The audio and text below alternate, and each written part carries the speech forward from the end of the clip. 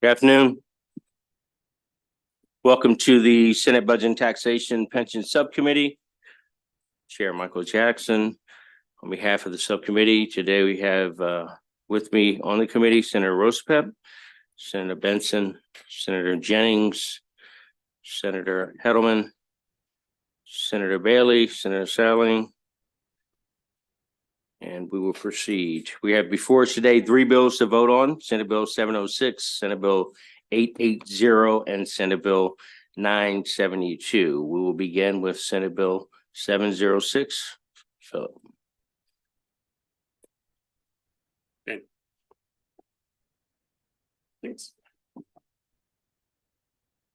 Senate Bill 706. This is Joint Committee on Pensions legislation. This is dealing with an issue that was discovered regarding retirements from the law enforcement officers' pensions system by individuals who were then also filing to run for election as sheriff. The bill is introduced would have created a 5-year window where an individual would, if an individual retired and then began serving as sheriff within that 5-year period, their LEOPS benefit would be suspended while they were in office. The amendment takes that down to 1 year per discussion that the subcommittee had last time. And then the other amendment at the end of the bill adds an uncodified provision specifying that the provisions of the bill would apply prospectively to any individual who retires and not have any effect to anyone who retires before the effective date of the bill. All right, thank you. Hope we all understand we have amended the bill to 1 year, and it is prospective. Senator Bailey. Clarify that took care of the concerns that sheriffs had. That was the second part of that. That's what cleared it up for them. I think there was some concern about the clarifying the prospective application. The remainder of the bill still needs to deal with that IRS concern, and my understanding is the system is comfortable with the 1 year. Okay. And if we might, if Ms. Gawther, if you'd like to step up front, please, to further clarify, and Gawther. Thank you, Mr. Chair. Senator, I don't think the sheriffs are ever going to love this bill. This is, they came in and they said it was friendly opposition. They're 1 year they can live with, I think, but there are a bunch of them that have a lot that would still like to be able to take advantage of this and run and be sheriff.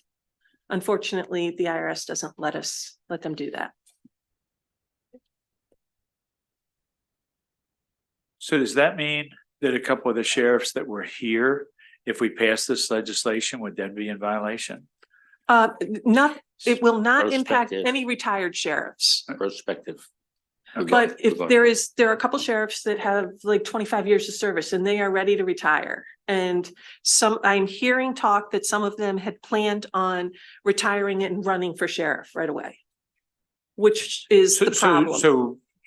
So when I say sheriff, I meant the elected sheriff. The ones who are already in office. The ones that were in office, the ones that were actually here to testify, not an employee of a sheriff's department. That's right. Okay. Right. So that's who I understand. If we do this for the sheriff's employees, the thing I was worried about is the actual elected sheriffs that were here. Was this going to negatively impact them? The ones who were here were all retired.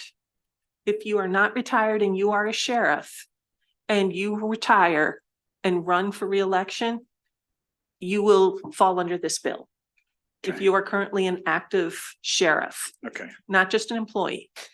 All right. Thank you. All right. Any other questions, concerns?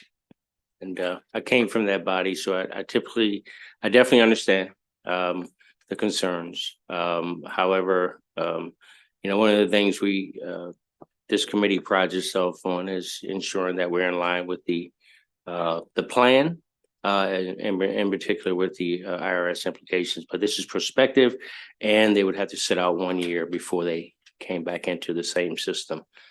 So we have to protect the systems that we have on the books. So Any other questions or comments? Just Senator, just one more point of clarification. The retirement benefits are only suspended. So we're similar to, so it's not unwinding any retirement, it's just basically pausing the receipt of any retirement benefits if they were reelected within that 1 year, the duration of their service as a sheriff. Once they leave, then the benefit would resume. And should something untimely happen, then their families will be taken care of as well. And correct, So, since they're retired, any survivor benefits they elected would already be locked in. do we have a motion? Favorable. Second, any further discussion? All in favor? Aye. Any opposed? Thank you. That closes the hearing for SB 706. SB 880, Philip. Senate Bill 880, this is another joint committee on pensions bill. This was dealing with the issue where the determination of whether somebody's received an extraordinary salary increase. Over the past few years, there's been a number of compensation increases among various units of government. And the system brought this to the Joint Committee's attention. What the bill does is specifies that if an individual receives a salary increase because of a promotion, that was existing law, or if there was an increase related to review and adjustment to the compensation that is addressing inequities in compensation among employees within a position classification, or that increases the compensation to be more consistent with market compensation for the position, those would not be considered extraordinary salary increases, and they would be included in a member's average final compensation when they go to retire. There are a few amendments. As introduced, we neglected to include the retirement systems. So the first few pages are adding in the provisions for the retirement systems. And then the other amendment, which is included in both the retirement systems and the pension systems, is clarification on some process. The system had requested some clarifying amendments. So the way it'll work is at the time of retirement, a member would be responsible for submitting a form that the system would provide to document the nature of any salary increase that would be exempt under the provisions of the bill. Any questions? Members? Get a motion for the amendments. Favorable. Any further, anyone? The bill as amended. Favorable. All in favor? Aye. Any opposed? Thank you. That concludes the hearing on Senate Bill 880. Last bill, Senate Bill 972, Philip. Senate Bill 972 moves specified positions in the Department of Health into the correctional officers' retirement system as a condition of employment. These are positions that are similar on par with the security attendants at Perkins. And so you have a few amendments before you. The first on page 6 or 5, just added in a position from a prior legislation to as cleanup for the maintenance employees.